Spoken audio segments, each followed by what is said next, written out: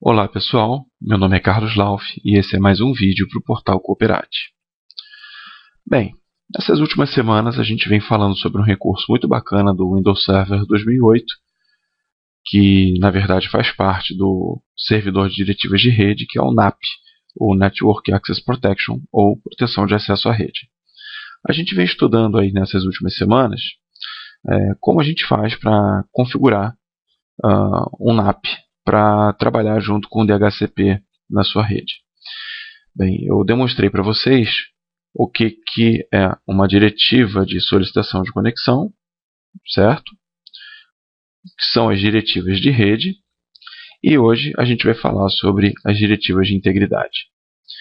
Bem, as diretivas de integridade elas são usadas com o NAP para designar qual é a configuração que você vai utilizar para os computadores para que eles sejam declarados compatíveis com o NAP e assim terem acesso à rede. Você pode ver que eu tenho aqui duas diretivas já configuradas. Uma que é a NAP DHCP compatível e a outra a NAP DHCP incompatível. Se a gente olhar com um pouquinho mais de cuidado, vou dar um duplo clique aqui em uma dessas diretivas, eu posso atribuir uma verificação em um recurso chamado SHV, que é a sigla de System Health Validator, ou validador de integridade do sistema. O SHV ele age junto com uma configuração que a gente chama de configuração de validador de integridade para exigir que uma ou mais verificações sejam atendidas. Por exemplo, essa minha diretiva ela só vai declarar que o cliente é compatível se o cliente for aprovado em todas as verificações do SHV. Bom, aqui eu tenho diversas opções. Eu posso dizer que ele não seja aprovado em todas, que ele seja aprovado pelo menos em uma ou mais verificações e assim por diante. Mas o legal é a gente colocar aqui que ele seja aprovado em todas as verificações. Para a gente entender melhor essa tela aqui das propriedades da diretiva de integridade, é importante que a gente entenda o que é um validador de integridade do sistema. Vou cancelar essa tela e vou navegar até o nó proteção de acesso à rede, validadores de integridade do sistema e configurações. Aqui na minha tela de configuração, eu já encontro aqui uma configuração que foi criada, chamada configuração padrão, que é a que está associada à diretiva de integridade, e a gente pode dar uma olhada para ver o que ela exige do nosso cliente. Abro as propriedades dela, verifico aqui os sistemas operacionais, o Windows 7 e o Windows Vista, ou o Windows XP. E a gente vai dar uma olhadinha rápida aqui no que essa configuração impõe para o cliente para que ele seja considerado um cliente íntegro. Bem, aqui eu tenho a exigência de um firewall habilitado para todas as conexões de rede, um aplicativo antivírus ativo, um antivírus atualizado, as configurações de atualizações automáticas também estão sendo exigidas, e ele me diz também se as minhas atualizações de segurança não estiverem habilitadas, eu posso colocar esse computador, esse cliente, em um acesso restrito e dizer de onde ele pode baixar essas atualizações, se é do meu Windows Update ou se eu tenho um WSUS na minha rede.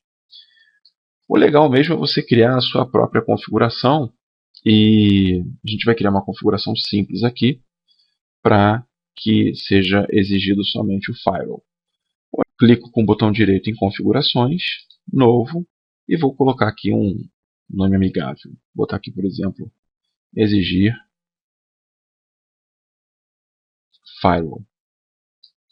Clico em OK e vou deixar marcado apenas a minha exigência de firewall. Vou desmarcar todas as outras opções. Desmarcar antivírus, anti-spyware, atualização automática. OK. Está aqui a minha configuração criada. Se quiser dar uma revisada nela, só o firewall exigido para o Windows 7. E você também pode fazer a mesma coisa aqui para o Windows XP, né? Desabilitar todas as outras exigências que não sejam Firewall. A única diferença existente entre as exigências para o Windows 7 e para o Windows XP é que o Windows 7 fala sobre spyware e o Windows XP não tem o anti-spyware. Ok, está criado aqui o meu validador de integridade. E eu posso associar esse validador de integridade às minhas diretivas de integridade. Como a gente faz isso?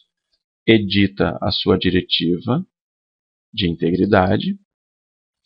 E aqui, qual SHV que eu vou usar? Em vez de eu utilizar o SHV, que é a configuração padrão, que tem aquele monte de exigências, eu vou colocar só o meu exigir firewall, que a gente criou há pouco. Então eu faço isso tanto para o compatível quanto para o incompatível. Ok?